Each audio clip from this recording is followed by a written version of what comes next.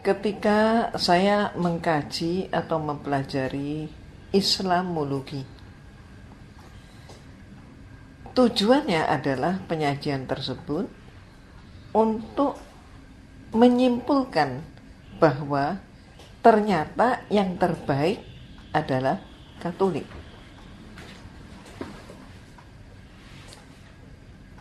Maka Islamologi adalah dalam bentuk perbandingan agama. Ketika kemudian terjadi dialog antara saya dengan dosen saya, terutama berawal dari masalah ketuhanan, Tuhan yang Esa, yang satu, yang tauhid, dengan yang trinitas. Maka kemudian ketika tidak tercapai suatu kesamaan pendapat, dan saya mengusulkan kepada dosen saya untuk diizinkan mempelajari Islam dari sumbernya sendiri. Karena saya ingin tahu apa yang dikatakan Islam tentang konsep Tuhan. Bagaimana Allah Subhanahu wa ta'ala menyatakan tentang dirinya. Maka di luar dugaan saya, pengajuan saya, usulan saya diterima, bahkan saya ditugaskan untuk mempelajari Al-Quran. Tapi pesannya adalah cari kelemahan Islam dalam Al-Quran. Maka saya pun bergegas ke perpustakaan seperti pernah saya ceritakan.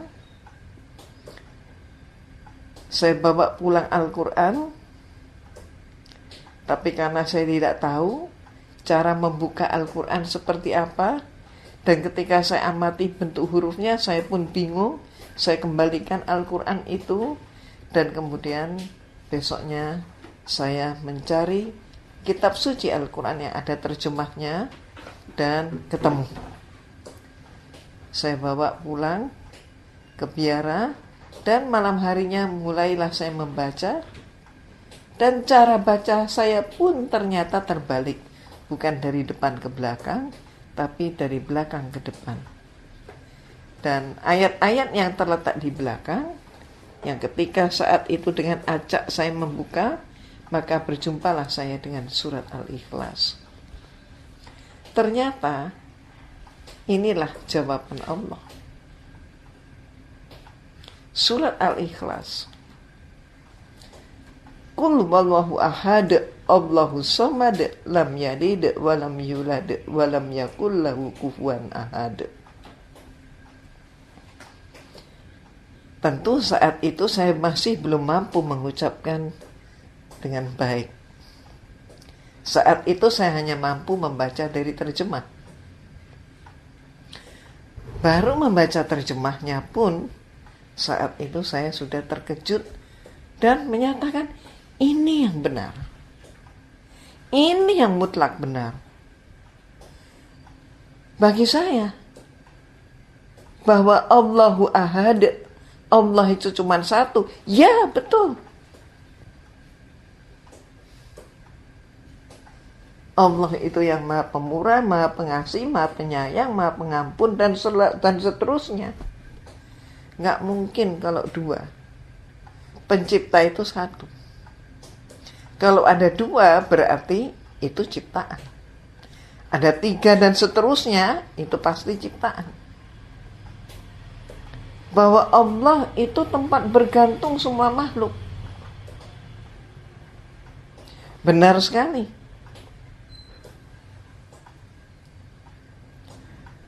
Bahwa Allah itu tidak mempunyai sejarah.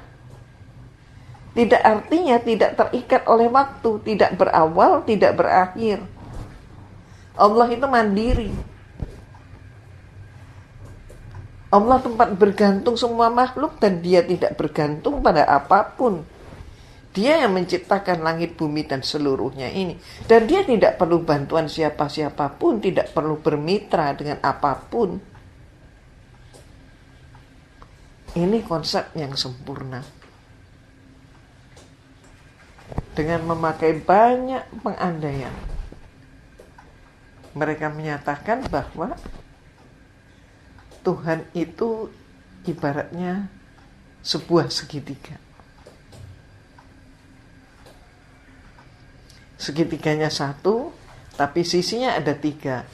Maka Tuhan itu satu, tapi pribadi Tuhan ada tiga, yaitu Tuhan Bapa, Tuhan Putra, dan Tuhan Roh Kudus.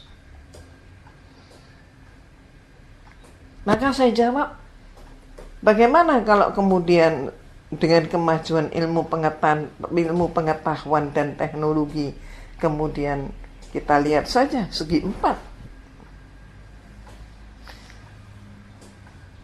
Segi empat berarti, mohon maaf, sudutnya ada empat, sisinya ada empat.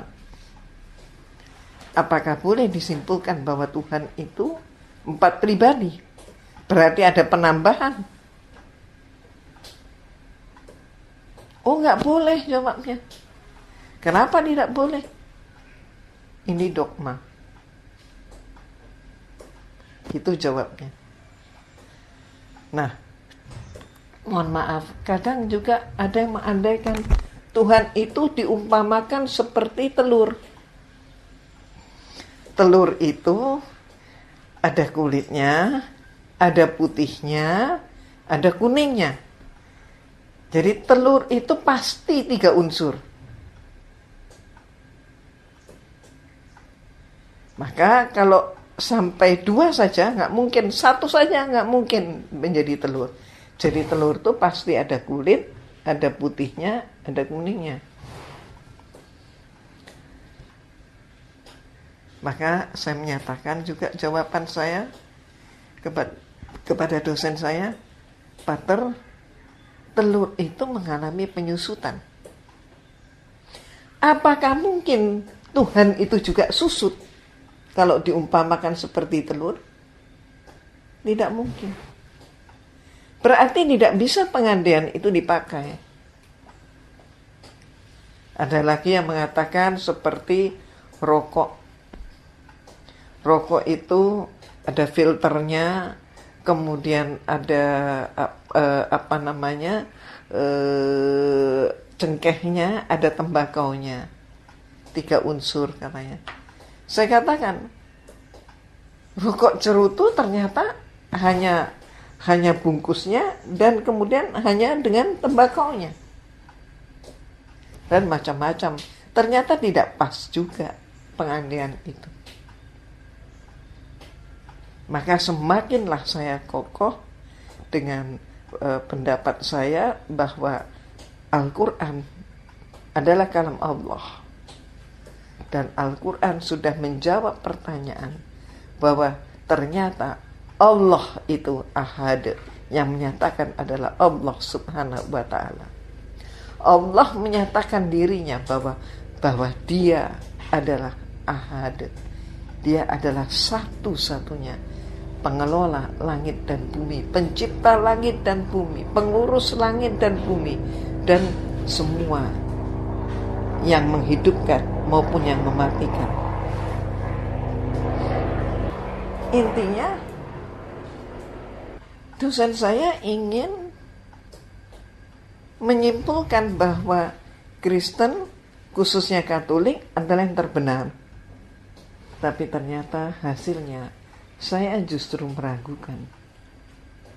Dan saya mendapatkan bahwa ternyata konsep tauhid, konsep Tuhan, konsep tauhid di dalam Islam itulah yang benar. Allahu Akbar.